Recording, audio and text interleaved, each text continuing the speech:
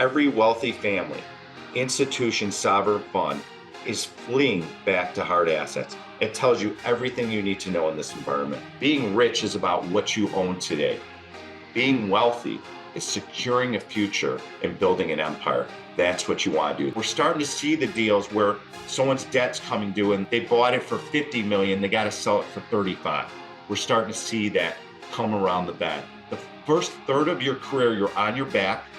The second third, you're on your feet, and then you're on your stomach.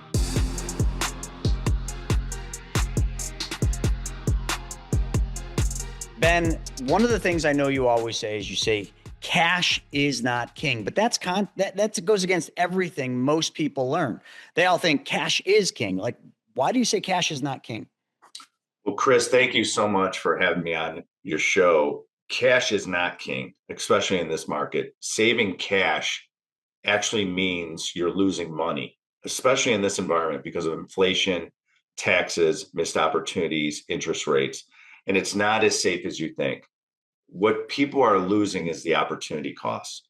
When you keep money in the bank, a financial institution, I talk about this a lot, you're losing opportunity to mitigate the gap of inflation and develop returns. So, what I preach and I suggest, and my expertise is investing in hard assets like commercial real estate. You can kick the bricks and mortar. And investing in hard assets is key. It's where it's at. It's the real secret to wealth. And it's not hoarding cash. People think if I save cash, that's the way to build wealth. It's actually the opposite because you need to invest in tangible, durable assets that protect and grow your money, even in chaos like we're on in chaotic times right now. I'm glad you said that because I agree. We are definitely in some chaos right now. I'd say this is like a 2-year real estate recession we're in. I definitely want to cover that in this episode, but we're saying cash is not king. And I just want to quantify that to the audience a little bit. When you say cash, I think liquidity. I think the ability to have liquid capital that I can take advantage of an opportunity. Am I distinguishing that properly? Because like if you take all your cash and you put it into deals, cash producing or real hard asset deals, like you lose the liquidity so that when the next opportunity comes, you might not be able to take advantage of it. What would you say to that? Well, I disagree with that because saving cash is you're losing money. You want to invest your capital into diversified opportunities, hard assets as an example. And if someone reads my book, Hard Assets and Hard Money for Hard Times, they will see the hard asset empire blueprint. I teach people how to build wealth through hard assets.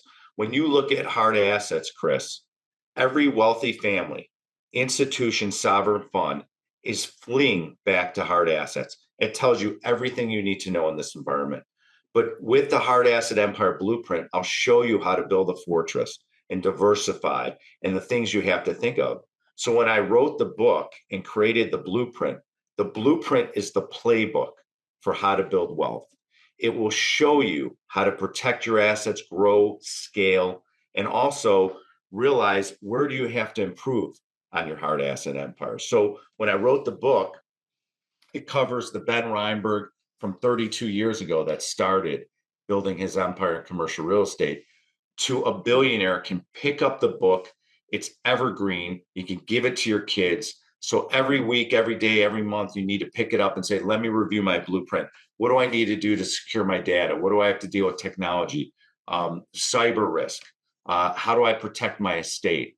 So these are all the things you need to understand. It's more than just saving cash and hoarding cash. It's using your cash wisely to build cash flow, which is what hard assets will produce. And so that cash flow and building that will allow you to continue to invest in opportunities on a consistent basis. And so hard assets are crucial for building wealth because they offer key advantages that cash and other liquid assets often lack, whether it's tax benefits, cash flow, and especially over the long term. It's why every major wealthy family in the world invests in hard assets. And coming from Chicago, where my headquarters are, I live out on the West Coast, is every wealthy family like the Crowns and the Zells and the Pritzkers, there's a reason behind why they do what they do. It's to produce wealth because being rich is about what you own today. Being wealthy is securing a future and building an empire. That's what you want to do. That's what I educate people on. I love that. I remember many years ago, I was speaking at a very large event and I stood up on the stage and I just asked everybody, I said, what's the difference between rich and wealthy? And this young man who was 14 years old raised his hand and he nailed it. He nailed it. He said the difference between rich and wealthy is the wealthy have found out how not to give the money back. And Right. I was just like, nailed it. And nobody else in the room really knew it because a lot of other people were kind of saying things. So, and we have a lot of very wealthy individuals who listen to this episode. So when you talk about the blueprint, which I know you're going to, I think you have a website where you're going to be able, anybody that's listening to this can grab that. What is that website? Well, your listeners can go to alliancecgc.com. That's Alliance CGC if they want to invest in our funds and our syndications and learn how to build wealth. And the reason why I bring that up is most people, they get involved in commercial real estate. They don't want to deal with the headaches. We have 250 years of leadership team experience at my company. And what happens is people get involved in commercial real estate. I'm sure a lot of your investors are credit investors and wealthy Mhm. individuals. They want to invest passively. And I use a term of you invest in smart money. When you read the book, you'll understand why you invest in smart money. You want to leverage into talent and learning experiences as well as track records when you invest. So, for example, I am not a blockchain expert, but I invest with companies and individuals that specialize in the blockchain, where I make a tremendous amount of money. When it comes to commercial real estate, that's my expertise. So when I educate people on investing and building wealth, stay in your lane, invest in the space that you know. So, for example, let's just say you're a dentist, okay? Be the best dentist you could be. Don't spread yourself thin.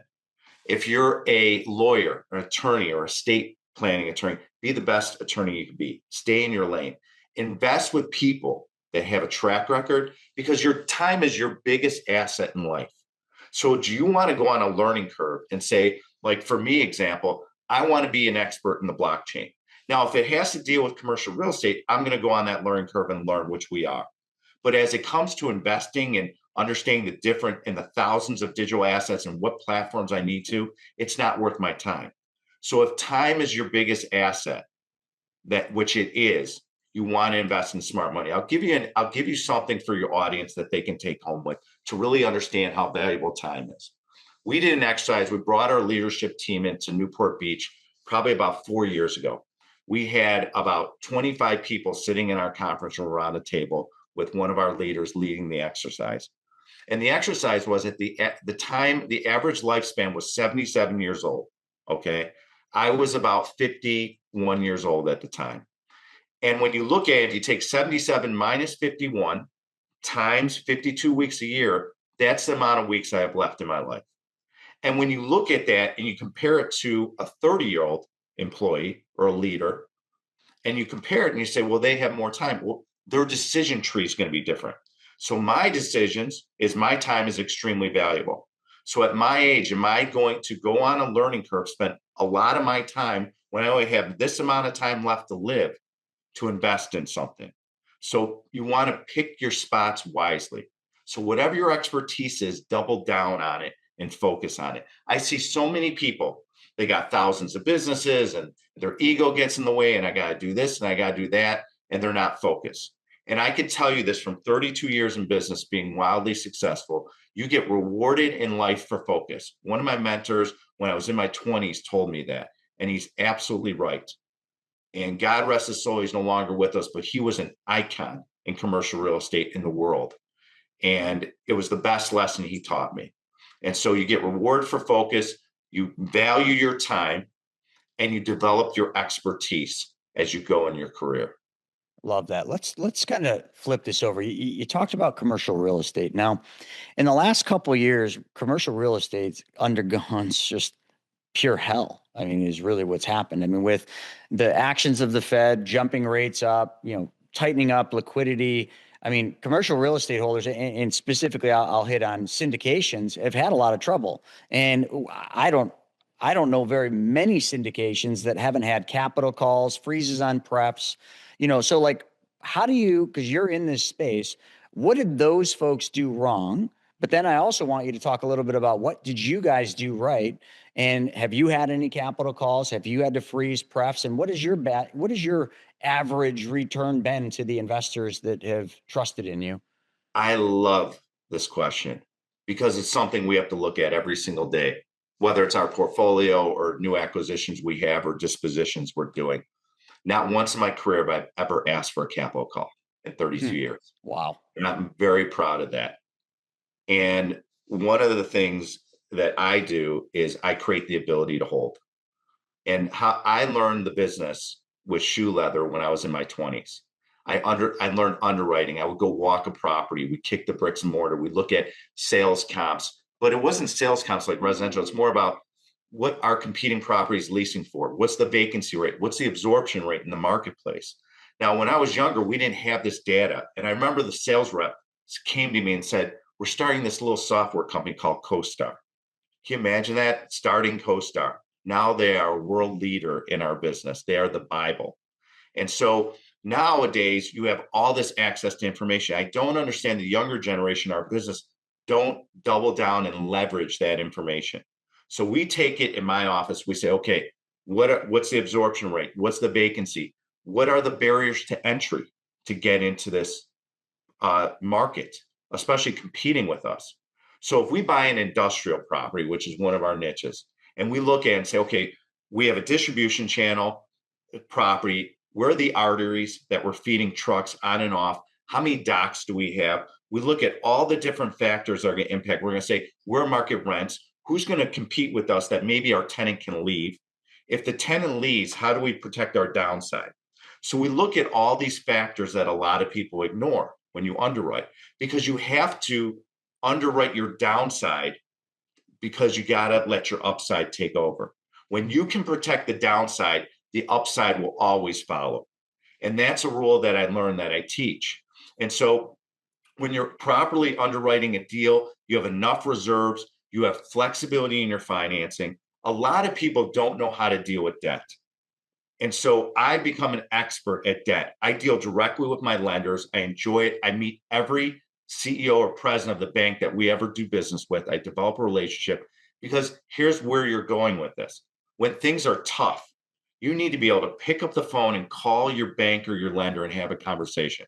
Hey, this is what's going on in the market. We have a vacancy. By the way, we're going to suspend preferred returns to our investors to build up cash flow. We have enough in the bank to carry it. We have enough reserves, and that's how we're going to deal with it. The reason why we've never asked for a capital call is because we build a war chest of reserves for our properties. Guess what? I've been through multiple cycles. I've seen the edge of the cliff, and I know what, and I'm not going there. And so what I do is I protect our properties. And if I have to tell our investors the bad news, like, hey, we're suspending returns to build reserves because I've been in this business a long time and I know the key to it, because what the difference is that people lose is they think cash flows just ascend in the air.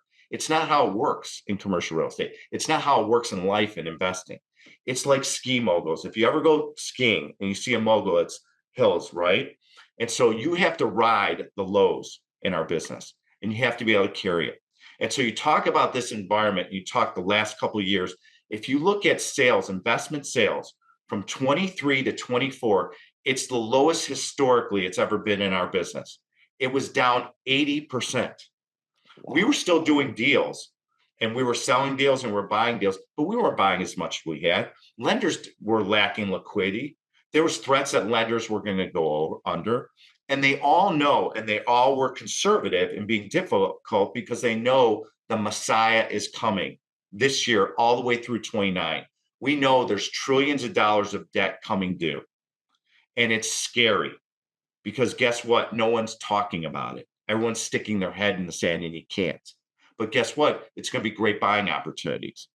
And so Yeah. I said to my multifamily department, we had this conversation 2 weeks ago, and I said, be patient because it's coming. And we're starting to see the deals where someone's debt's coming due and they bought it for 50 million. They got to sell it for 35. We're starting to see that come around the bend. And so if you're smart and you're patient, this is an ability to hold. This is a marathon business. And if you don't treat it with respect in a marathon business, because right now I'm in the prime of my career, You start this business, the first third of your career, you're on your back. The second third, you're on your feet. And then you're on your stomach. And I'm on my stomach. And what I mean by that is you have to be patient. You have to do enough deals and learn and grow and be on that learning curve. And you have to go through different cycles and environments to make smart decisions. And sometimes the deals you don't do are the best deals you do in your life because it's all about how do you stay in this business, thrive, survive, and build wealth. And that's what I teach. Wow, that was really good. And I completely agree. Now, a lot of people that are listening, I know the sophisticated investors on here, they know what you just said. Some of them don't understand why the opportunity is coming and why it's so big. And I just want you to unpack that a little bit because they don't understand Absolutely. that during COVID, the Fed pulled rates to near zero. It was a feeding frenzy. Money was plentiful, beyond plentiful. It was so easy to get it at a low rate, but all those rates, what happened is when these investors built the pro formas at 3, 4, 5% interest, they never factored that when the rate lock expired in usually 5 years, 7 years, or 10 years at the longest, that rate is going to do what the market's going to do. And right now, even though rates have been coming down a little bit, it's not enough.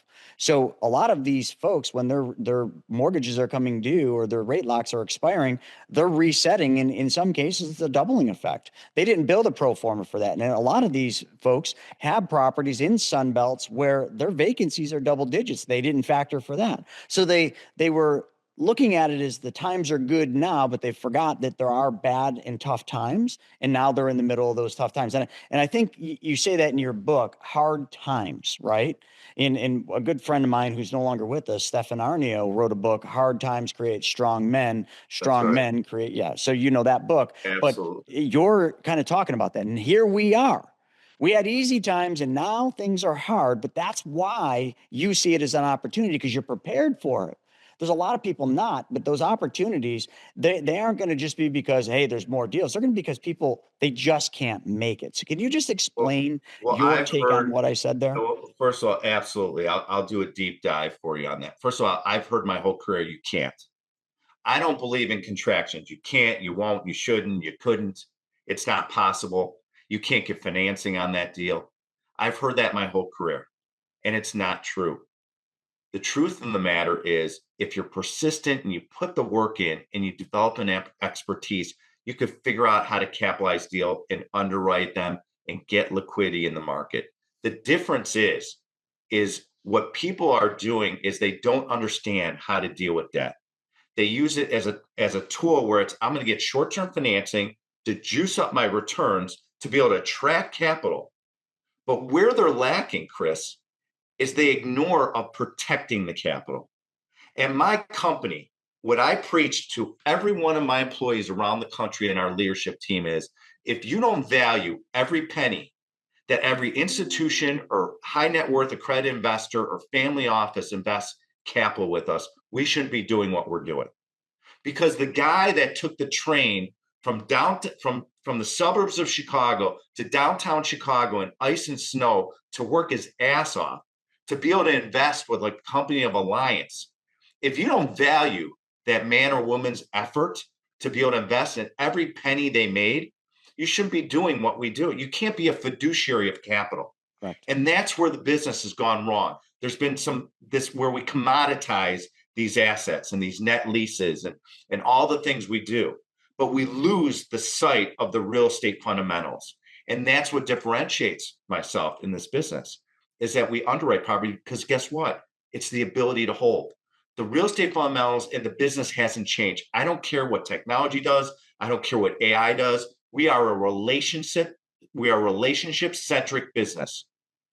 And that's how it's always going to be. And guess what? When you can pick up the phone and have a phone conversation, not rely on text and direct messages and all this crap that we do with social media and Slack and Microsoft Teams. And believe me, we have more technology in my office. I spend millions of dollars a year on technology.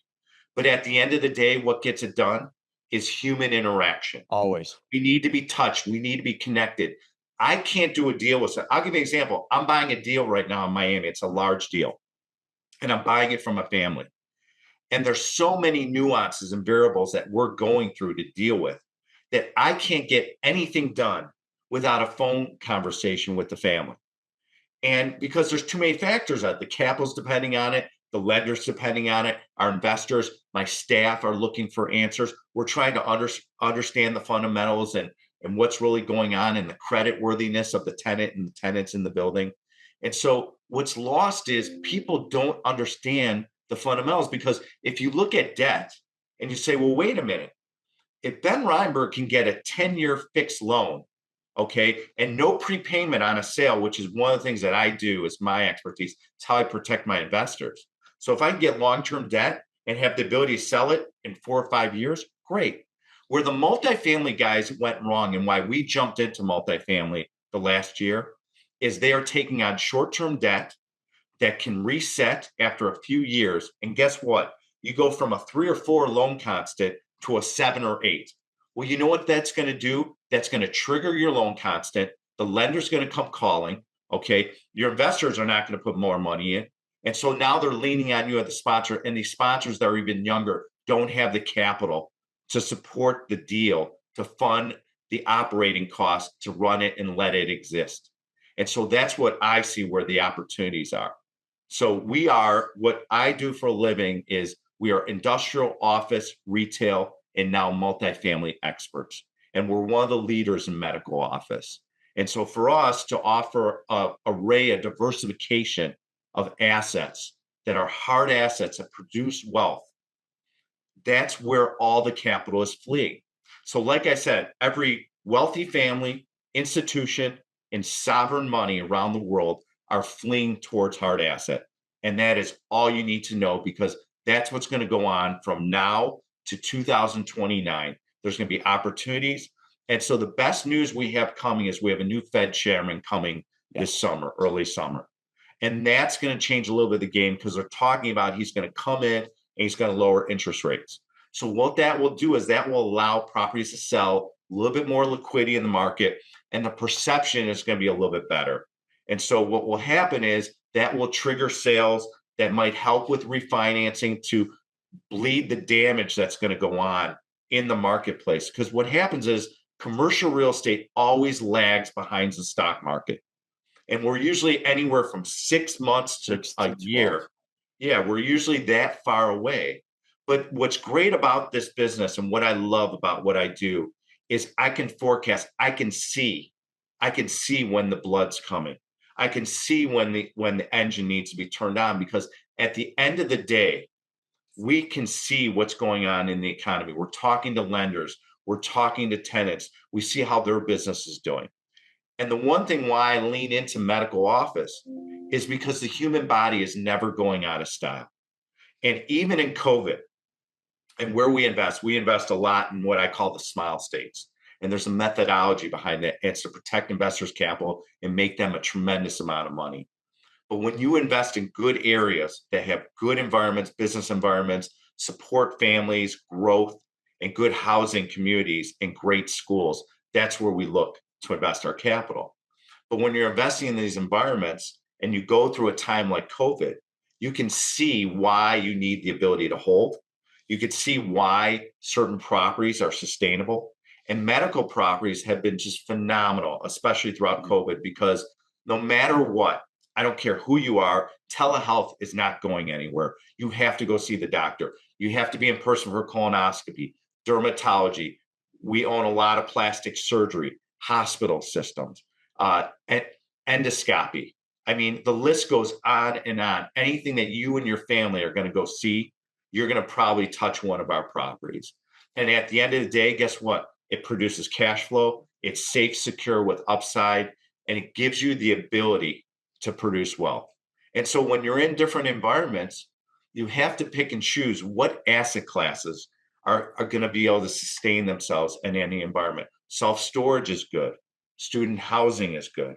So you want to lean into hard assets in your portfolio. And that's why I encourage people, no matter who you are in life, read the book. I made it affordable. The other thing I did, Chris, which to double down for everyone to learn and grow from, is I said, I want to go deeper than just this book, because I didn't need to write the book.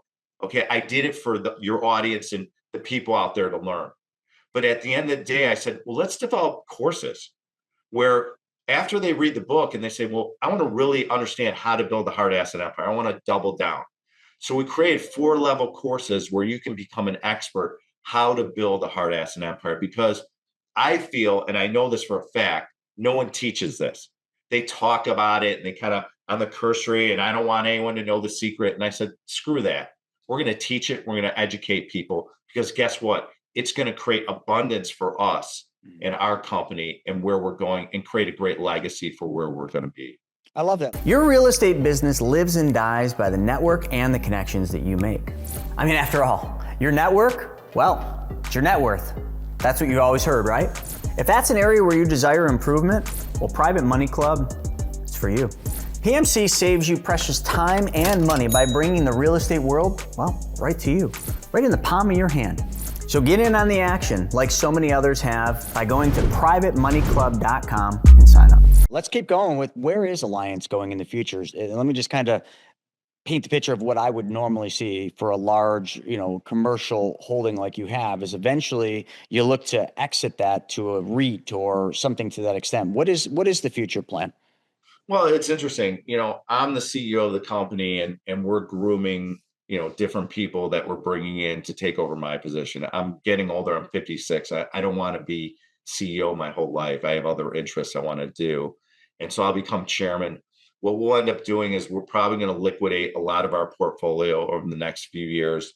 We're going to increase our portfolio multifamily, and we're going to buy some great assets in the other asset classes, industrial, retail, and medical office at great pricing over the next few years. So I'm not stopping anytime soon working. I'm just going to work a little bit differently.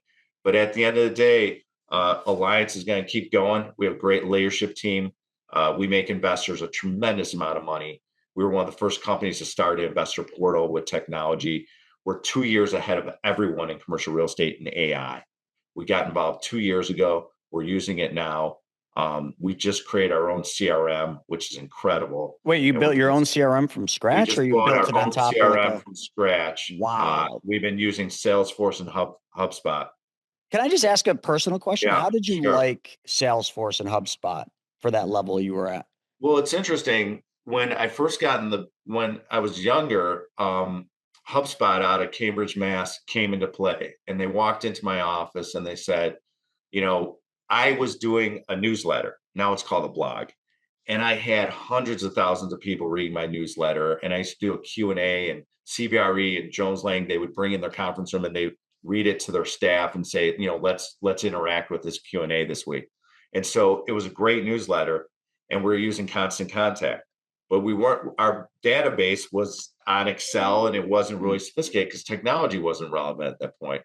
And so at the end of the day, HubSpot came in and said, we have our CRM. Why don't you try it? We used it. We loved it. Then my staff, a handful of years ago, said, we got to go into Salesforce. Salesforce was really expensive. It didn't have the same functionality we liked with HubSpot. We went back to HubSpot. And I just got to the point, I said, you know what? Why don't we build our own? We have the ability. We're in AI. We're light years ahead of people. And let's do it. And so we did it. And we're basically about to gift wrap it to all our employees. We're going to have it ready in about a week from now. That's awesome. That's a huge... That's incredible. For the people listening, listen, like, we own 2 technology companies, and all I can tell everybody is that's a massive undertaking. I mean, there's good, great CRMs out there. I mean, go high level, you got Salesforce, you got some great ones, but they all have something that isn't going to work for your business. Every one of them has a blind spot, if you will. And we're there. That's why I asked you about Salesforce.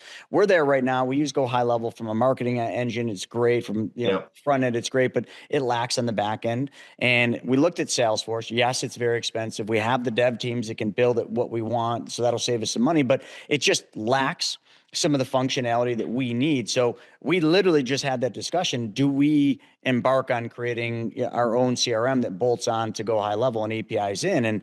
And that's where we're at. So it was very interesting to hear you say that, because you're the only person out of anyone I've ever interviewed that said that they have built their own CRM. And I get it, man.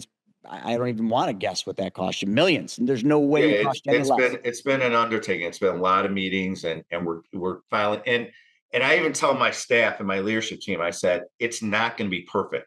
Life isn't perfect. I said, we're going to have all the features, but The team's going to use it and the staff is going to use it. And we need feedback every single week. What's missing? Oh, we don't have this button. Or you know what? Things have changed. You know this tech, especially in technology, everything changes quickly.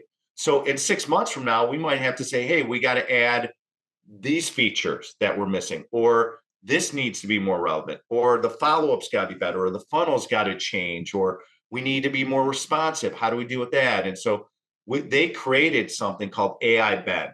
And AI Ben is basically a clone of me that you can go on. I think it's on my website, benreinberg.com. You can ask it any question you want and it will respond to you. Mhm. And it keeps learning every single day. Yeah, And so Gente. they took all the content, the speaking I've done, the educating, the training videos I've done, thousands and thousands of content and videos, and they put it into our machine.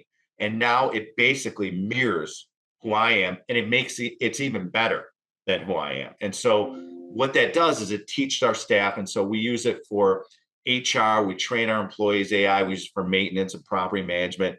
We're looking at using it for leasing in different situations, what we need to do. And so why is that important? It's important because that's where the future is going.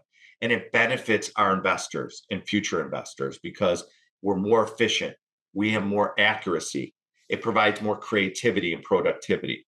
And so, what we're doing is we are training our employees of how to deal with this modern age of working remotely and feeling connected and being a community. One of the things we did, Chris, is I'm a futurist and I try to do things differently because it benefits our investors.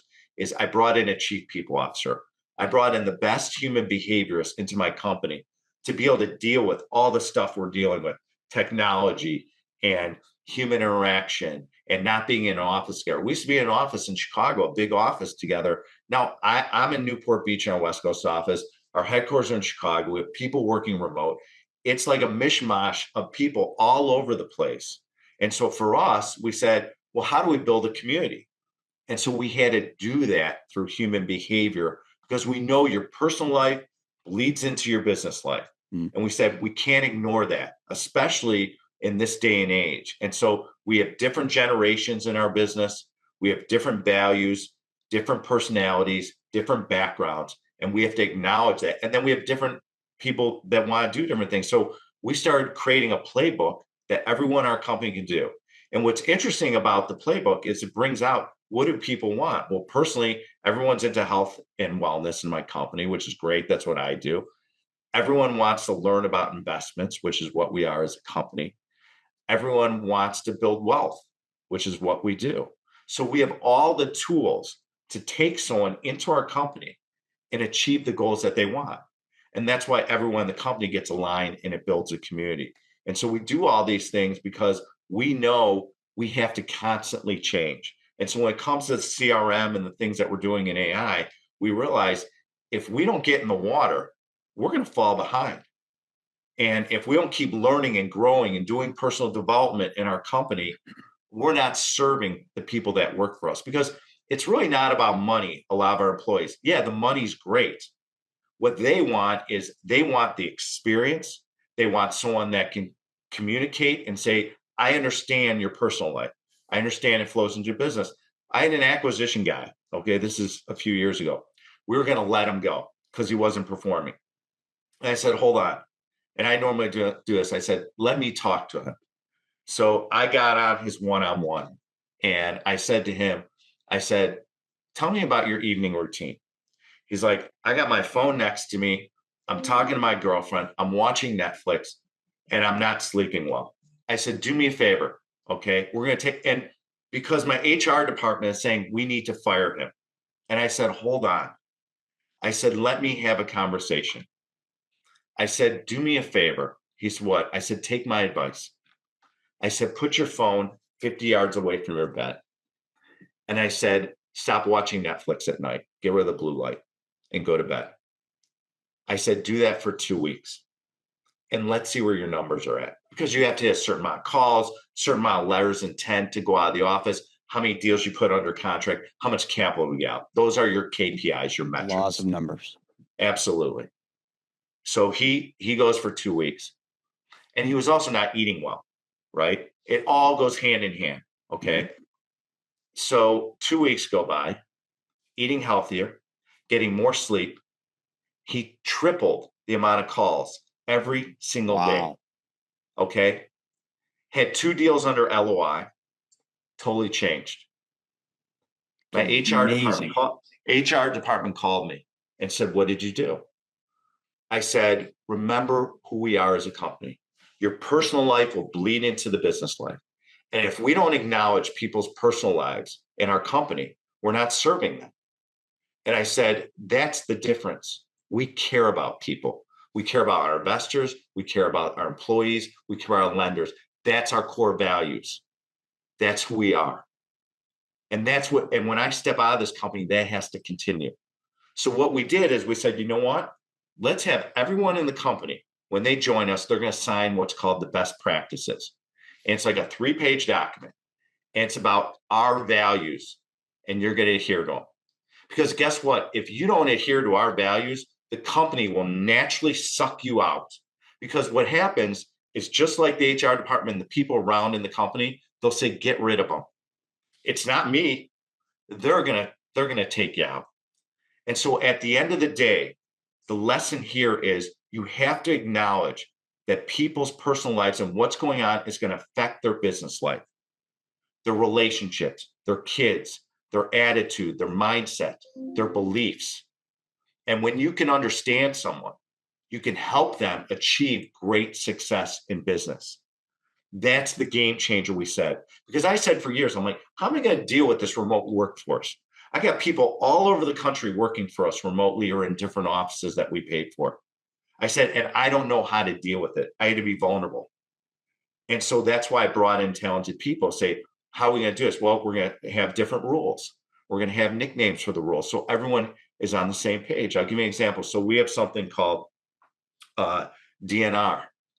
And we say, okay, Chris, you work for me. And let's just say you're in acquisitions. I might say to you, I want this letter of intent written by Wednesday at 4 o'clock Pacific. And you might say to me, say, you know what, Ben, I have a couple things I got to do. I'm speaking, or I'm going to a BizNow event, or I'm going to a different event. We have tons of events in our business, and I can't do it until Thursday at 8 o'clock Pacific. Are you okay with that? And I'll say, yeah, that's fine. We come to agreement. I can turn my back, and I know your goal. You'll get it done. There's no micromanaging that goes on at Alliance. And I'm proud of that because we've learned in this remote workforce is that you have to bring in talented people that are going to adhere to your values. And guess what that does for investors and high net ultra worth people? They see the systems and the processes and they say that's a company that's going to thrive and survive. And that's what we do at Alliance. Wow, that was a really, really good take on what your company stands for. And that is everything. And I love that you have pushed into technology and also pushed into understanding that a human relationship will never be replaced by machine learning, AI, even agentic AI or quantum computing. You cannot replace a human relationship. But the problem is in today's society, we've gotten so busy being busy that human relationship has suffered tremendously. Distractions from social media and phones and blue light and all this has taken us away from that true thing. And in COVID, just sort of that generation that went through COVID, they just lost human relations. So leaning into that, giving people the ability to, that's their focus, and taking all the busy work and putting that onto AI systems and processes, that allows a business to scale ultimately, but scale the right way with the right culture because it's all relationship based. And listen, everything we're saying, and I'm like nodding my head as you're saying it because that's exactly what we've done. And we've leaned into technology heavily, adopted AI early, adopted it by creating like you. I did an AI Chris, which we actually call Walter because a lot of times people are like, I don't want to talk to AI Chris. Okay, well, it's Walter. But it's all trained in very tight guidelines like you did on my stuff. But it's better and smarter than me because it doesn't have that lag of the brain. But that AI can never replace having a conversation with me. You're And absolutely right. when you understand that technology doesn't replace humans, but technology allows humans to be better at what we are good at, and that is relationships, then your business thrives from that. And I love that instead of just cutting that person, which most people would have, and I was sitting here listening to your story and I'm like, I don't know, maybe we would have just let him go, because like bad performance, all these different things. But you took that extra step to get into the personal life to say what's going on. And you identified, wow, okay, that's a crash course to just not feeling well in the morning. When you don't feel well, you're not going to perform, you're not going to hit your goals, and then you're going to lose your job. So let's just do a test. And what's 2 weeks, right? Didn't take anything from you, but more than one call. That employee, that acquisitions person really listened and took the challenge, changed their life. And Changed their life. and and it was a lesson they learned was if something is important to you, success and building a family, why would you even jeopardize that opportunity I'm giving you? And it was a lesson learned.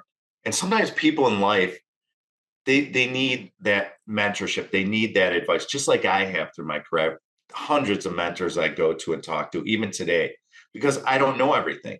But as a CEO and a founder, I realize a couple things. I realize that I don't have to know everything, but I bring people around me that could help and support. And that helps everyone that invests with Alliance or that is our resources because it establishes standards that we adhere to. And what was interesting about what you brought up, Chris, I thought was really a well taken point was, people use technology like emails and texts and all the different technology we use. We have so many different platforms and apps that we all use to communicate, and the human element is so lost. And I Hmm. say this to my kids. I have 3 kids. They're in their 20s. They're grown adults, and they'll say, "Dad, why are you calling me?" And it's the mindset of I am calling you because I can in 1 minute resolve something compared to going back and forth on text all day to deal with something. It just doesn't make sense to me. And so guess what? It's a real opportunity to maximize yourself in commercial real estate as a commercial real estate investment company because communication equals wealth. And if you don't know that, you're listening out there, the better you communicate, the more wealthy you would be. I will say that again. Communication equals wealth. And where I differentiate myself from the younger generation is I will pick up the phone if I need to speak to an investor and a lender, whatever, because I will get something done. It could be a Zoom call, it could be a phone call. I need to communicate. That's how I learned the business. And that's how you solve problems because we're all humans. If I'm managing hundreds and hundreds of millions of dollars of investors' capital, why wouldn't you want to talk to someone? I would. I invest in Heck yeah. everything we do. If I'm investing, I want to be treated just like every other investor. So what does that look like? Well, I want someone to pick up the phone and call me. So I say to our investor relations department, I said, an email's great, but a phone call is so much more powerful. Hey, this is what's going on. You went to suspending preferred returns. This is why we're doing it. There's a real value to the human connection in any business, especially our business. And so I value that. And that's what differentiates us. Wow. That is a massive differentiator in the industry because that is the dying thing. And folks, listen, any of you listening, pick the phone up, call a bank, call an investment firm, call an airline. That human relationship is gone. And those are big, big, big companies that lost their way in the most important thing in their business, and that is that human relations. But then call, I'm just going to pick on a life insurance company called Security Mutual. I'm just picking on them. I just did it the other day. I talked to no robots. A human being answered the phone. A human being was sympathetic. A human being got the problem solved. That made all the difference for me. And I'm like, I want to do more business with this company just because I didn't have that computer relate that just felt like I was being bounced around. I'm not important. Somebody answered the phone. They actually they cared about my problem and they solved the problem on one phone call. You mentioned like your dad calling you, one phone call. I just needed to get it done right there. And that still is prevalent, but it is the lost art. And it is so easy right now to become successful and become wealthy because all you need to do is just a little bit better than what everybody else is willing to do. And that's it. and then you rise right to the top. And you know, Ben, it's been an honor having you on, because that's exactly what Thank you. you, your company, and your culture have done, is rose to the top. So all the continued success, and I love that you created this hard assets blueprint for my audience. So again, where can they get that? I know there's 2 sites they can check out, and they should check both of them out. But could you just give them one more time, and we'll put them up in the Sure. description. Sure. If you want to invest, you can go to both websites. If you go to my company website, alliancecgc.com, that's cgc.com, you can click on the invest button. Someone from our staff will get a hold of you, have a conversation, show you how you can build wealth through us, investing passively in commercial real estate, and we'll diversify your assets, provide great tax benefits. If you want to learn more about me, you can go to benreinberg.com. You can buy my book online. You can buy it in bulk on my website. You can go to Amazon or Barnes and Noble and get it as well. And you could, for your show and your audience, Chris, they can go on my website, benreinberg.com. And today they could download the Hard Asset Empire Blueprint for free. And it'll teach you the foundation to build hard assets. I suggest everyone pick up my book, because my promise to you, here's the promise: you can learn how to become wealthy. I did it. I didn't come from a wealthy background, and you can do it too. And so if you get out there and you're persistent and you're consistent and you focus, you can become wealthy too. And that's what I teach. And that's why you have the ability to become whoever you want. Awesome. Well, hey, Ben, thank you so much for coming on the show. And folks, for all of you listening, thanks for joining us for Money School Elite, and we will see you on the next one.